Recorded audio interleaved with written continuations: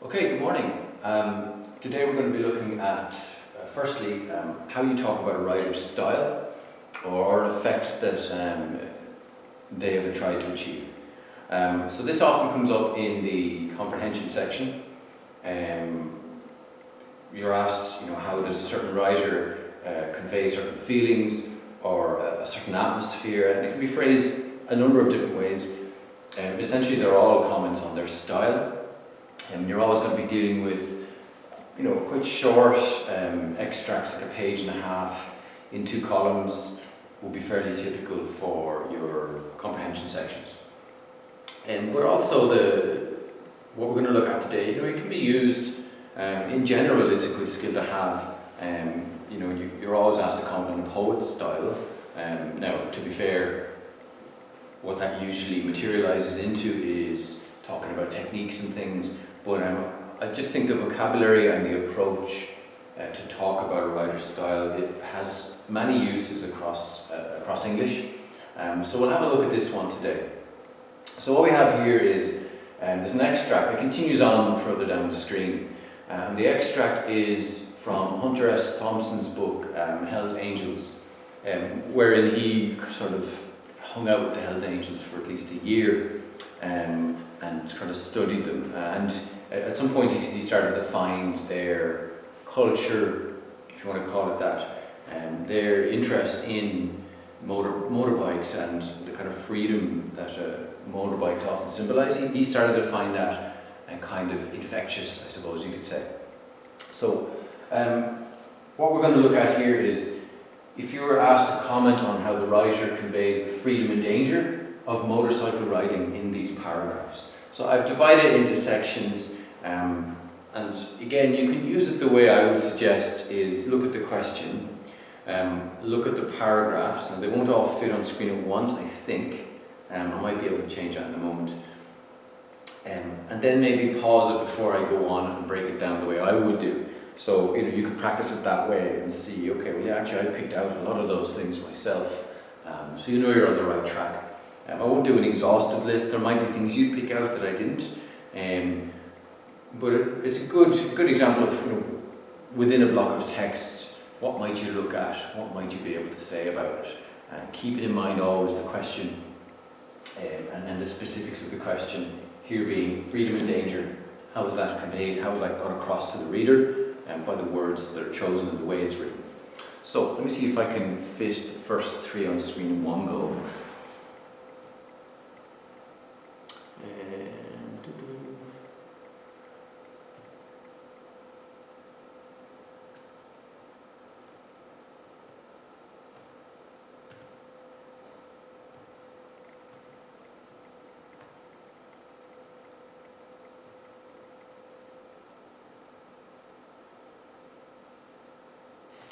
Yeah, that should work. Okay, so I'll just read through it. Months later, when I rarely saw the angels, I still had the legacy of the big machine. 400 pounds of chrome and deep red noise to take out on the coast highway and cut loose at 3 in the morning when all the cops were lurking over on 101. My first crash had wrecked the bike completely, and it took several months to have it rebuilt. After that, I decided to ride it differently.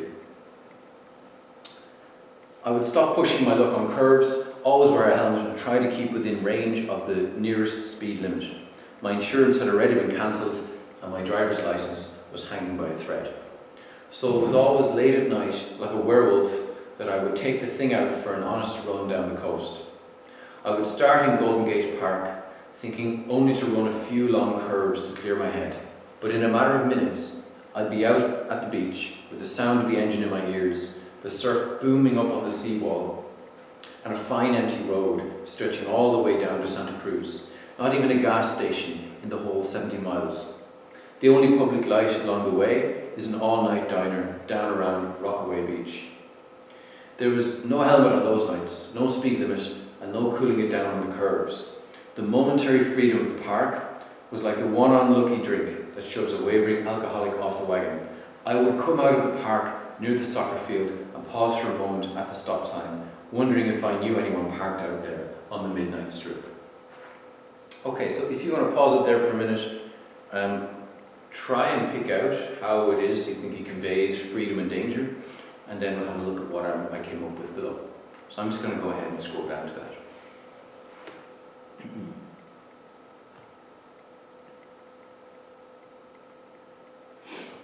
And so I have it divided here. 1 is the first paragraph, 2 and 3. So in the first, I was pointing out that there's a sense the speaker is changing and coming to grips with the machine. You know, he's becoming more responsible. It's portrayed, the machine here, it is portrayed as something heavy. It's something powerful. It will hurt him if he can't manage to master it. And of course, he suggests that he's already failed a few times. You know, he can't get insured anymore. He might lose his license. So there's a kind of a history hinted at here. And it's good writing, you know, he doesn't have to run you through all the things that led to that. He just brings you to where he is right now, and you can tell that he's been struggling with the temptation, I suppose, to ride the bike, which eventually he does end up riding it that way in this little passage. So you get to see kind of what has led to that. You know, you can comment on that. You know, there is a legacy here already that he's struggled with. In the second paragraph, so it begins with a really effective simile. I'm really fond of it. He compares himself to a werewolf when he's on the bike driving like this. So it suggests that when he goes out on the bike, he's transformed, he's dangerous, he's unpredictable. And there's a sense that he can only do this when everyone else is asleep. So the images used, they convey, he's also seeking out remote areas. So not even a gas station in the whole 70 miles. The only public light along the way is an all-night diner down around Rockaway Beach. So you got a lot going on here. It's very well written. The idea of being a werewolf, well, it's portrayed often as a curse, you know, maybe a punishment for some bad behaviour. So you can see how that fits in well with, you know, his previous bad behaviour on the bike. Also, you know, werewolves come out at night time, and you know, traditionally it's sort of decided by the phases of the moon, so it's kind of an uncontrollable transformation. But the person who is a werewolf, they, you know, wake up the next day and they've done terrible things. You know, it really fits well with this idea that the bike is, you know, it's kind of a curse. And then of course he seeks out remote areas and doesn't want to be seen by other people. Is afraid of, you know, being shunned and ostracized once they realize what he really is. You know, it's a fantastic simile. It really goes a long distance, and he doesn't need to pick out all the things he means by that. It works well in your mind. And that last quote I have there, you know, you can see the remoteness of the area. It's chosen for that reason. 70 miles to a gas station, and there's one public light. So the place you have here, without him saying it is, he's showing you that this is the very edge of civilization, and this is where this kind of behaviour, you can get away with it. And there's a sense that he seeks out places like this, that when he's the werewolf, these are the right places to be at night time, on your own, far away from anyone. And weirdly, there's kind of a sense of responsibility there, even though there's irresponsibility, that if he's going to drive like this, he's going to do it in a place like this. But of course, comes hand in hand with that is a sense of danger, that, you know, if something does go wrong, he is on his own. So there's a risk or a thrill-seeking element here, very obvious, and he will return to that later. And finally we have the third paragraph, which is very short, but as you can see I've got the most written on it. So it starts with the quote there: "There was no helmet on those nights, no speed limit, and no cooling it down on the curves. The momentary freedom of the park was like the one unlucky drink that shows a wavering alcoholic off the wagon." So another simile here. So it shows how the speaker struggles with the responsibility he showed in the first paragraph. Yeah, and he's feeling the urge to throw it off at times, even though, as he said, he has no insurance, his license is on the line, his life, I suppose, in some ways is on the line. And then again, so the similarities, it shows how driving this way, the idea that driving this way is that tempting drink that makes an alcoholic start drinking again. How driving this way, it's like a drug to an addict. Something he has tried to get over, but still harbours a strong desire for. And again, you know, if you wanted to write about that and talk about it, you could unravel that and expand it and say, you know, well, you know, an alcoholic might have been dry for months or years, but they always wanted to drink. And there's a sense, you could really go to town on that and say, like, well, they might have got their life back together, they might have mended wounded relationships, so there's a sense here from Thompson that this kind of driving is a threat to your very social existence as well as your life. It could ruin your life, but it's alluring nonetheless. So excellent writing. Was a great writer. Really good dig into stuff. You can go out and look at samples of stuff he wrote. Some of it's quite edgy. This is a really excellent sample book. Okay, so we're going to scroll down a little bit and we'll have a look at the rest of it. So bear with me for 1 second.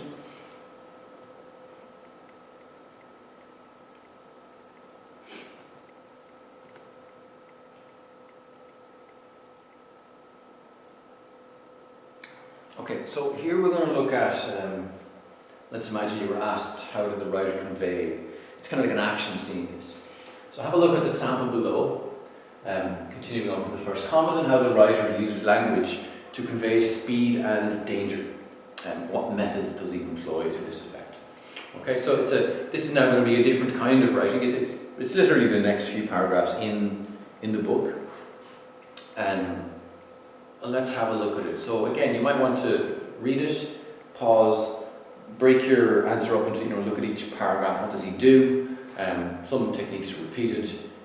And again, it's really good practice you're looking for a different effect here. One was danger. This one is, again, more like an action scene. So I'll just read through it. Then into first gear. Forgetting the cars and letting the beast wind out. 35, 45. Then into second and wailing through to the lighted Lincoln Way, not worried about green or red signals, but only some other werewolf loony who might be pulling out too slowly to start his own run. Not many of these. And with 3 lanes on a wide curve, a bike coming hard has plenty of room to get around almost anything. Then into third, the boomer gear, pushing 75, and the beginning of a wind scream in the ears, a pressure on the eyeballs, like diving into water off a highboard. Bent forward, far back on the seat, and a rigid grip on the handlebars as the bike starts jumping and wavering in the wind. Tail lights far up ahead, coming closer, faster, and suddenly, zap, going out past and leaning down for a curve near the zoo where the road swings out to the sea. The dunes are flatter here, and on windy days, sand blows across the highway, piling up in thick drifts as deadly as any oil slick. Instant loss of control, a crashing cartwheeling slide, and maybe one of those 2-inch notices in the paper the next day. An unidentified motorcyclist was killed last night when he failed to negotiate a turn on Highway 1. Indeed, but no sand this time, so the lever goes up into fourth, and now there's no sound except wind. Screw it all the way back over. I think I've skipped a little bit of the line there. Back over, reach through the handlebars to raise the headlight beam. The needle leans down on 100, and the wind-burned eyeballs strain to see down the centre line, trying to provide a margin for the reflexes. Okay, so if you want to attempt that before reading what I've written, now's a good time to pause it. And I'll just scroll down like I did before, okay?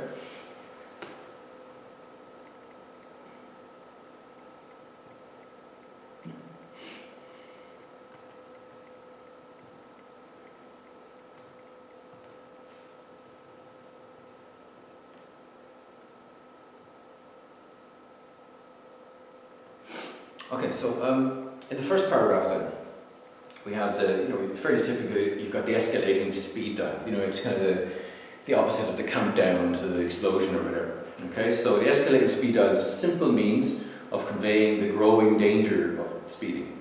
And once again, lights are used, which you used before, as a symbol of civilization, as in the opening section. So here he's not worried about their colour, was it green, red, whatever. Only another dangerous driver like himself. That's the risk he's more concerned about, a werewolf. He introduces noise and physical pressure on the body here, and he'll increase these effects in the following paragraphs. And he ends with a simile that readers can relate to. So the simile was, you're diving off a high board. If you've ever dived into a pool from an actual diving board, he talks about the pressure on your eyeballs when you hit the water. So again, he's trying to, what's interesting here is Thompson's trying to describe something in a way that people can relate to. So you can go, oh yeah, that kind of pressure. But he's deliberately trying to make it something that you can probably imagine, because he doesn't imagine most readers are going to drive like this. I guess he doesn't want them to either, you know. So a good simile will be relatable, you know. There's no point comparing one thing to another when the comparison is something that almost nobody has experienced. So, you know, he's done a good job of that here. You can see what he's trying to do. So yeah, that's how speed is conveyed there. 2, 3, and 4, then quite quick. So in number 2, the bike kind of seems alive again, like it did in the opening stanza. You know, it kind of puts a pressure on him. So you got words like jumping, wavering, and then, you know, the emotive words closer, faster, suddenly, and they're all packed tightly together. You know, so this is fairly typical action scene writing. You could adapt it yourselves if you wanted to write something similar. Of course, you know, you comment on it and pick it out here. And the third paragraph, the environment becomes dangerous. That's interesting. So the speed he goes at eventually makes things that aren't dangerous, which makes sense. So the sand itself is, and again another simile, deadly as any oil slick. And the word choice becomes even more dramatic. He leaves out regular grammar in places, so he starts dropping words, just getting to like the verbs. So you have loss of control, crashing, cartwheeling. And he also imagines his death, how it would be written in the newspapers, you know, some little article that doesn't go anywhere near the headlines. The idea again here that he's far away from everything, there's no help, he's on his own, and he's chosen to do this. Yeah, so the speed is starting to make him think about how dangerous the speed is, obviously. From the physical things to the imagining actually not surviving. And then finally in 4, you have sounds, they return again. And he'll keep going back and forward with these, which is, you know, it's a clever way of doing it. He doesn't have an open book of, you know, 15 different things he's going to focus on. He has a couple of things, and they ramp up in intensity as the speed increases. So it's quite effective, you know. So the sounds return and become the main sense that he describes, along with touch, and he refers once more to the pressure on the eyes. So yeah, a recurring idea here, a recurring thing being described. It's a good way of doing it, you know. If you were describing cold, you know, you might return to a certain part of your body and how it reacts to it. It could be your nose, all right? So it's clever, it's controlled writing, and it doesn't get bogged down. You notice how the paragraphs get short and snappy, which is quite understandable when you're describing speed, action, danger, pressure, things like that. Okay, so these are all ways you could break down the writing here and analyse it with the question in mind, in this case, how is speed conveyed? Okay, so I hope this is working out for you guys. If you haven't yet, pause and try it yourself. You know, you're going to get a lot more out of it if you do. Obviously, use it however you feel is best. I'm going to go on to the last paragraph, which is longer than the rest.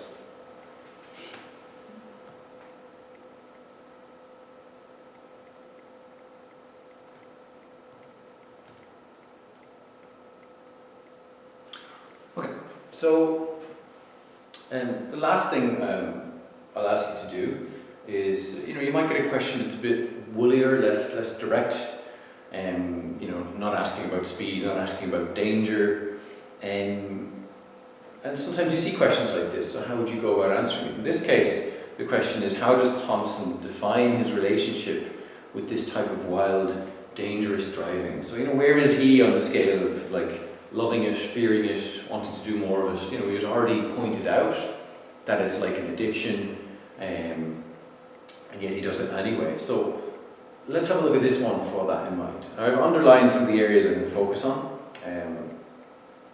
Let's see what he says.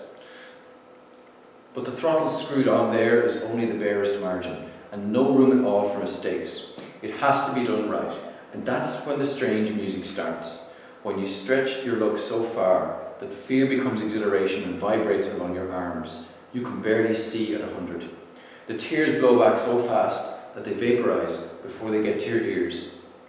The only sounds are wind and a dull roar floating back from the mufflers.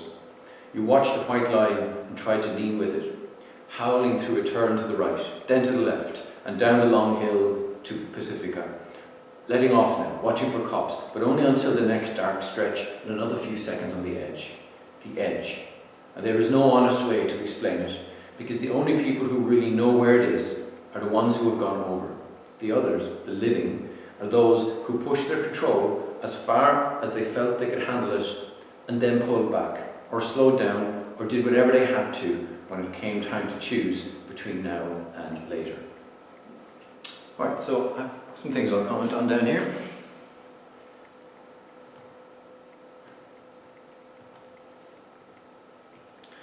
And so I've written this one, rather than breaking it down into little chunks like I did up top, which isn't, it's not, you still need to put it into a paragraph and do proper writing when you are. So I thought I'd finish on this one, done that way. I'll move it up the screen a little. So, this is how I might answer that section. He points out the limit he was willing to drive to, but he also suggests there is a further margin he could have pushed. He is indeed tempted to go there, but he essentially says that it is to drive so fast you're basically guaranteed to die. That's the limit. He removes the senses he spent so long building up at this point in the narrative. Sound is so loud you can't hear it, and eyesight is failing due to the wind causing tears that vaporize instantly. So Thompson is describing a process that is clearly not meant for humans, who were not meant to go that fast, clinging to the outside of a machine. He imagines going further, but gradually slows down. In this process of slowing down, and we must assume regaining his sense of sight and sound, on the way as it scales back down, he can hear properly again, he can see properly again, his eyes aren't full of tears. He seems to regain his appreciation of being alive. Overall, it is a powerful piece of writing, depicting a person who wanted to see how far he could go and has found his limit, even if he'll always be fascinated by the edge. And so you can see there, that's quite a quick answer. The areas I've underlined are all areas you could quote in the answer. And if you wanted to expand it further, I'd say if you've got a 20-mark question and you've already marked this paragraph is central to answering it, you would go like this, like I've done, just quickly underline, I might use this, this and this. You might have time to use them all in the answer, but by marking them out and then beginning your writing, you can glance up at the clock and say, I have time for 2, I think. Maybe you miscalculate, you've got a little bit more time, you've already marked out the areas you wanted to discuss. And notice, in a way I've discussed these, I just haven't quoted them, with the exception of the word vaporize and the edge. So again, you can tweak it depending on the reality of your exam that morning, that afternoon, whatever. So there's a practical element to looking at a wall of text like that and analysing it. And if we had limitless time, I'm sure we could write little mini theses on them, but we don't have the time. So picking out areas and piecing your answer together is really the skill to be used here. Always keeping the question in mind. Okay, so I hope that helped. You might want to try it out yourselves on a little piece of writing. It's a really good practice to do it on your own. And then see, okay, did I manage to keep my focus on what I was asking? You set yourself a question. I asked myself to focus on this aspect of the writing. So have at it, give it a shot, guys. Hopefully it should help you as you're going forward. Thank you.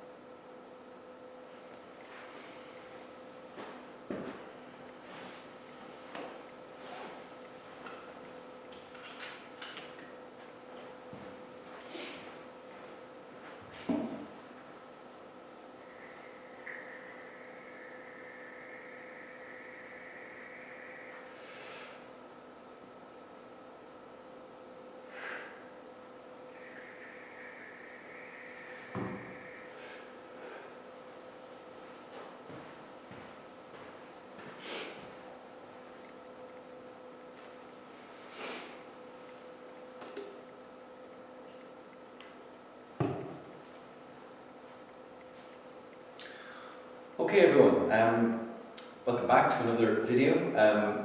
Today we're going to be looking at the personal essay, which is a composition option in the Leaving Cert. That means it's a 100-mark question, and it's in everyone's interest to practice the question that gets you the most marks, which I'm sure you're all aware. You may not have tried the personal essay, or you may have thought about it and thought it meant something that it doesn't. So what I'm going to show you today is some examples of my own writing for a personal essay. And you kind of have to show your own, because the word personal there is meant quite literally. There's an element of the personal essay called a reflection, and that has to be your own thoughts and feelings about a particular topic. So in a way it's tricky to demonstrate, because you might have totally different reflections than I would on a thing. But hopefully if I can walk you through how I came to say the things I did, you might be able to see the strengths of it. In my opinion, the main strength of the personal essay, two of them. One is that it doesn't require very much planning. It does require some, you have to. If you want to do it well, a 100-mark question, you'd be mad not to. But it doesn't require as much planning, because it comes in pairs, these paragraphs. What you have is a narrative or descriptive paragraph. That could be simply, think of it as a descriptive essay, describe how a thing happened or how a person acted, or anything at all. It's narrated or described. And your job there is to do it as well as you can, to the best quality. Think aesthetic language. How can I make it sound, look, feel appealing or powerful or emotive? And that should come from personal experience as much as possible. And just because I'm going to refer to it a few times before I show you. The example I'm using is this kind of enforced separation from other people we're undergoing at the moment because of the COVID-19 outbreak. And so I set my students this task, not so much to keep a diary, but to personally reflect on it. And so I have 4 paragraphs to show you, but they go in pairs. The first one describes a thing that I've noticed, a behaviour that's changed, which is too hard under these conditions to come up with many examples of that. So I narrate and describe it as best I can. And then the paragraph that comes after that one immediately reflects on it. What this makes me think about, how this makes me feel, particularly the thoughts, I suppose. Where does my mind go to when I see this thing, or think about this thing, or remember it? And so, because the narrate section, the describe section, is something I've actually seen, I don't really need to plan it out much. I just remember it. And now I will chuck some keywords and things down on the page, just to guide me and keep me from wandering off the path or running out of material. The personal reflection segment of my plan has a little bit more depth to it, because it may be the first time I'm reflecting on it in a structured manner. And that's what will happen in the exam hall. So you might see, write a personal essay on, you might see like the idea of friendship, the importance of friendship in people's lives. So you might describe a thing and then reflect on it. But one of the things you need to be aware of is to try not to begin reflecting in the narrative part. And a little bit of self-control involved there. I would say a bit of practice as well. And you will see in these, in each of the paragraphs, there is like a little snippet in each where I kind of begin to reflect and then kind of reel it in, and then in the reflective I kind of go back to narrating, but I kind of reel that in, and that's fine. It's quite natural actually. But you just gotta make sure that reflective paragraph is doing its job, as is the narrative. And so it sounds kind of, you're left to your own devices when you're doing this, but it has an interesting, very structured, internal structure to it. So some people find that quite useful. I've always found it, I think it's a great question to do if you plan it out and start to practice it and start to see how accessible it is. It can be great if you're used to doing it. But on the day the wording of the personal essay question might throw you, it might even completely dissuade you from using it, which is fair enough too. You can't take too many risks on the day. But I would highly recommend everyone, if you haven't done it yet, to practice it. because it has potential to really get you through the composition with a high quality answer, easier than some. Anyway, so I'll go through what's on the screen. So the purpose of it is to narrate or describe on a set of topics. Pardon me now.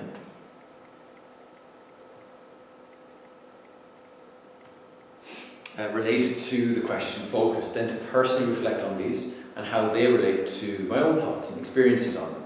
So the paper chooses the direction of the essay, like I said. For example, it might be on a challenging time in one's life, or on the idea of growing up, or one's sense of what it means to be Irish. The question could be in anything, but the approach is universal. So you plan out the different angles you look at the question from, and they become your topics, all related to the question. So you'll see what I mean in a moment. So narrate means describe the first topic. As I said, don't spill over into reflection here, but do aim to set yourself up for the reflection coming just after. So aim to use the highest quality English you can manage here. So as I said, think aesthetic language, so really push the boat out when it comes to the creative and detailed description. And then the reflection, so my own personal take on the topic that I've just narrated above. It must come from me and express not only opinion, but go some way to expressing what the thing I've just described or narrated above does in my head. So as I said, where do my thoughts go to when I think about the narrated topic above? So that's the example I think is what you need here. Okay, so the kind of angle I set was the separation from others and keeping in the context of the unusual situation outside, in the outside world these days, where we're separated, maybe even get more separated as we go forward. So I thought it was a unique opportunity to actually write on these things. So I have two topics that came to mind. Now, in order to do a full composition, I'd need a third. The reason being, each topic has a narrative and reflective, so each topic becomes 2 paragraphs. And if I had 3 topics, that would mean 6 paragraphs. And if I had an introduction and a conclusion on, I've got a full composition done. It doesn't sound, maybe you're used to writing way more paragraphs. You're welcome to. But when you see what I've written here, these are good quality paragraphs, and they've got a lot of depth to them, and they're going to take up a lot of space, if nothing else, on the page. So you will get a big chunky composition out of doing it that way. So keep that in mind as well. And you've got 100 marks, just under 100 minutes. So you've got a significant amount of time to do it. So a quick look at my planning. So the narrative part, again, you'll see there's very little there because I clearly remember the thing I'm narrating, so I don't need to put as much down. But I have given myself some sort of waypoints. So I've got the word delivered, shaky, regular, sinking ship, determination. Now, all seems a bit weird, but we'll see what I mean in a moment. And then my plan for the reflective paragraph that's going to come after it is comfort of others and need, even on a small level, makes a difference. Realise now, conversely, it's the threat. Look out the window now, waiting to follow old man's example. There's one aspect of that plan that I don't think I used, but that's the purpose of plans. You haven't committed to it. If it doesn't fit or you brush over it, it shouldn't make too much of a difference as long as you stick, mostly to your plan. Okay, so let's have a look at the first narrative. I noticed him the first time just a few weeks after moving into our apartment. He is old, not just grey, but clearly his body is barely able to keep him alive and safe anymore. He gets delivered to the pub next door daily. A silver car pulls right up to the back, just 3 feet from the parking meter in the back wall. Then he emerges. His hair is the same pale grey as his old suit, and he takes a full minute to swing his legs out of the car door. I've come to realise he doesn't want the driver to assist him. Surely the question came up long ago, but he's not yet willing to be literally helped to his feet. So the driver waits patiently as he gets both legs out the door, then, clinging to the door frame, he rises. It is a genuine test of his will to do so, but slowly, shakily, he rises. Then he is standing up. A walking stick is handed out to him and he takes it in his hand. I always get the impression at this stage of a man clinging to a sinking boat who has to let go of one life-saving piece of material to grab the hand of a lifeguard. There is a reluctance here as he senses the danger of not making it. His target is the parking meter, about 3 feet away. He rests his legs, slides one hand gingerly to the very edge of the doorframe, then eventually he lets go and teeters towards the meter.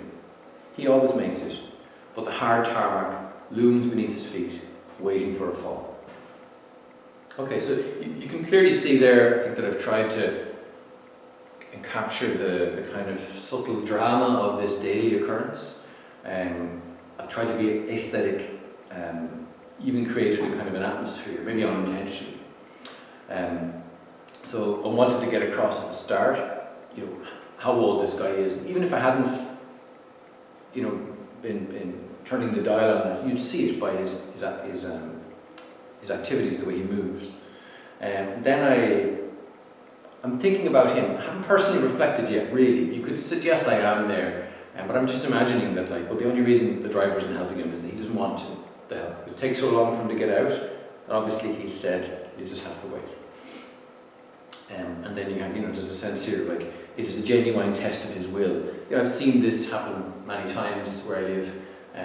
There's a real heavy drama to it, even though most people don't even see him entering the pub. I just happen to where I'm living.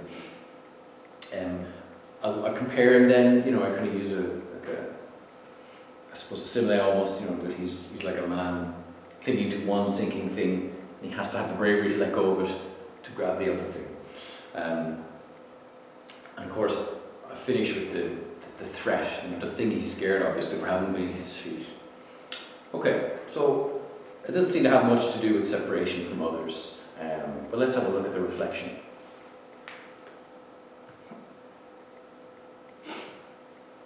And so I think it's important when you're doing the personal essay that you keep your paragraph structure very kind of orthodox, cleared up for the reader, and make sure that you don't just turn it into some random collection of thoughts. So, what I have here is that I felt a deep pity for him when I first saw him that day. That's my topic sentence. And you should see plenty of examples down through it of why I feel pity for him. Even if by the end, or somewhere in the middle actually, I've kind of, pity grew into another feeling. Anyway, let's have a look at it. I couldn't stop watching his progress. All the tiny steps he takes and the danger and dignity in each one. I wanted to just go and help him, but he clearly wanted to do it himself. Over time, my thinking on it has changed a little. I admire him now. All that determination is something to behold. And for me, he's come to represent the desire to be close to others. So there's the connection to the essay title, separation, closeness. I was in the pub once and saw him. He sits alone, although the bar staff know him well. He's not there to meet friends, but just to be around other people. So I can't help but project myself forward in time to being the same age. Right now, I'm fine with being alone a lot, but this is because I can choose not to be alone if I want to. I could just drive to visit friends, go for a walk, ring my parents. It's all so easy for me now. Take these privileges away, and I would probably feel my isolation as keenly as he does.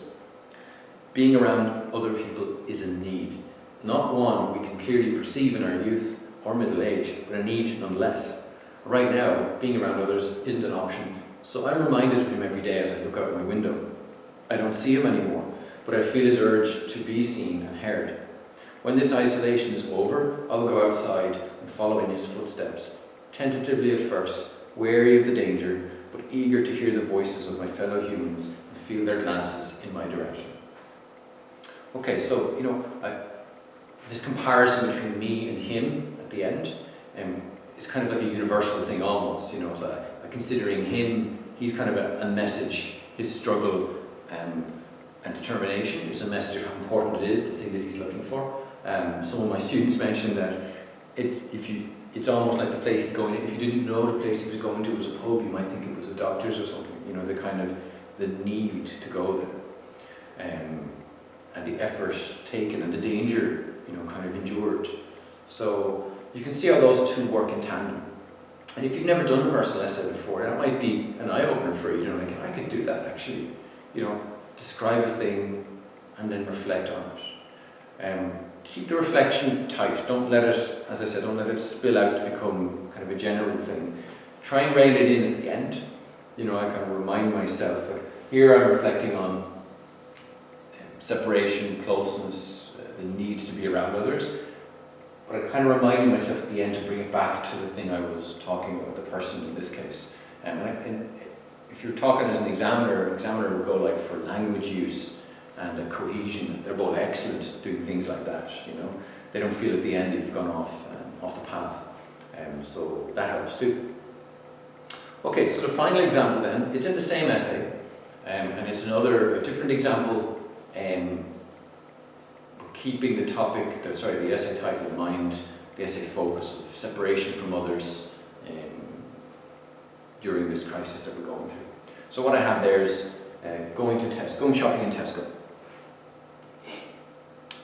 So again, narrative very brief because I remember it. I can just run through it. If I forget a bit, I just rewind a bit and go, oh yeah, then that happened. The reflective will always be a little longer because reflecting on it deeply with a purpose and to write, you're going to need to get those thoughts down on the page, in my opinion. So the narrative planning is nervous, very alert, pace, more easily frustrated, some thanks from others, appreciate their care too. And then reflective, so I can see my fellow humans more clearly now.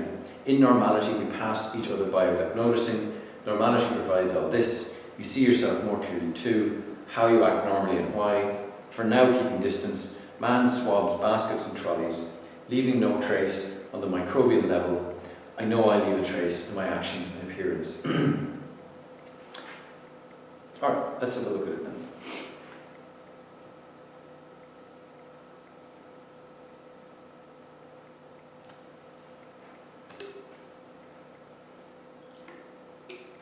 So my narrative. I get out of the car and enter the shopping centre. It took me a little longer to get out, putting on gloves and double checking everything.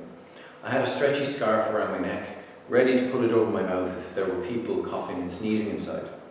There was a man at the door with a comically small fold-up table at his side, like a primary school desk.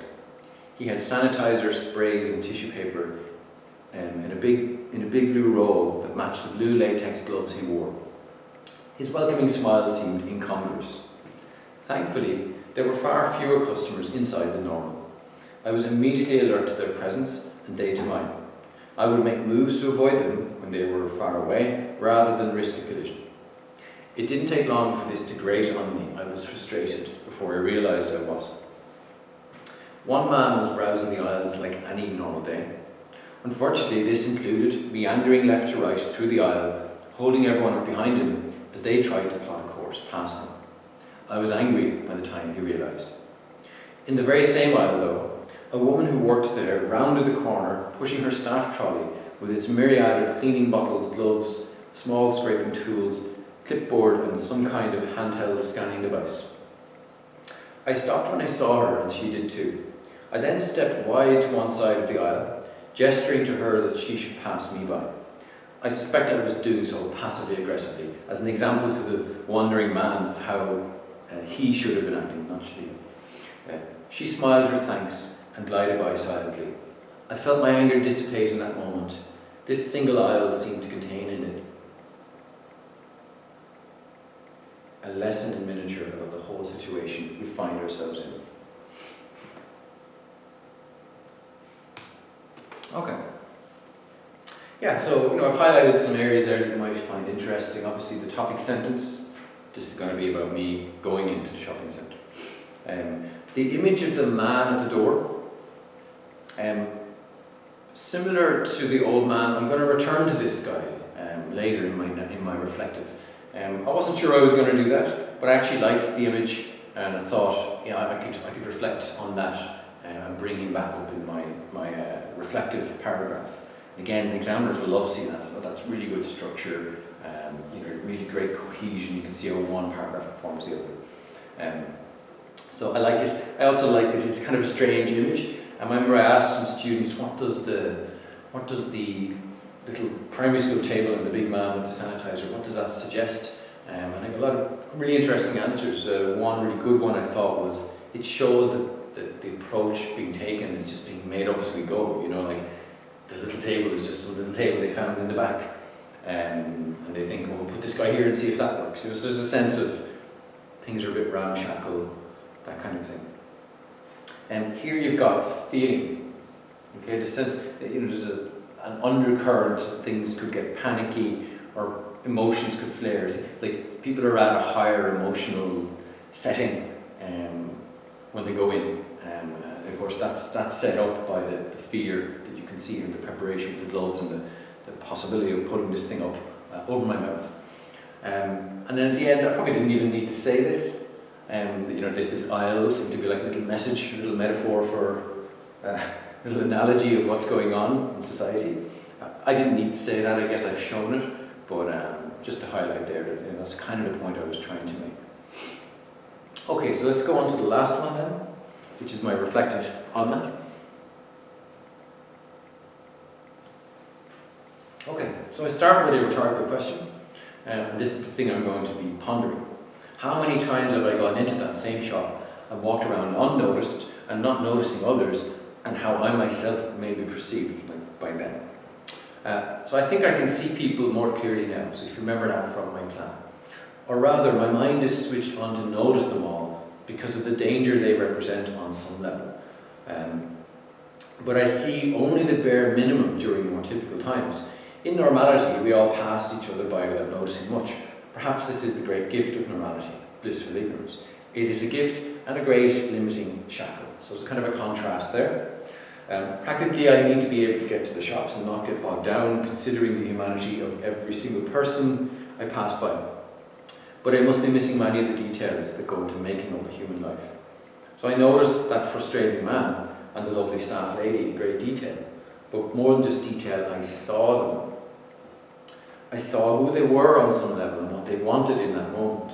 And it was easy. And I considered how I must have appeared to them. I must have appeared then. In a rush, edgy, impatient and scruffy. Very scruffy. I laughed when I thought about the very low levels of attention to my appearance I put into a trip to Tesco's. I wouldn't drive to work looking that way. So I bought the groceries and felt very warm in my gloves and scarf as I struggled to press the buttons on the card machine and pack things away without touching my face, suddenly very itchy. As I walked out, I saw again the man beside the child's table. People were handing him back baskets and he would wipe them down with disinfectant, removing even a microbial trace of the person who had been handling it. Yet I could see as I walked back out into the sunlight how I leave a trace, an impression in the very way I hold myself and behave. It is not an impression so easily removed. Okay, so yeah, the title of the essay is on separation. What you have here is a physical separation, but a realization that I'm often, without the coronavirus, I'm often very much separated from my fellow humans because they're not important in that moment. And you can see as well then this kind of structure that I've used above. There's the man at the table, and there's the woman and the guy who got in my way, and they return here, And I realized at the end why it was I found the guy at the table so interesting, because it linked to what I was saying here, this sense of leaving a trace, whereas his job is to remove a trace right the way down to the microbial level.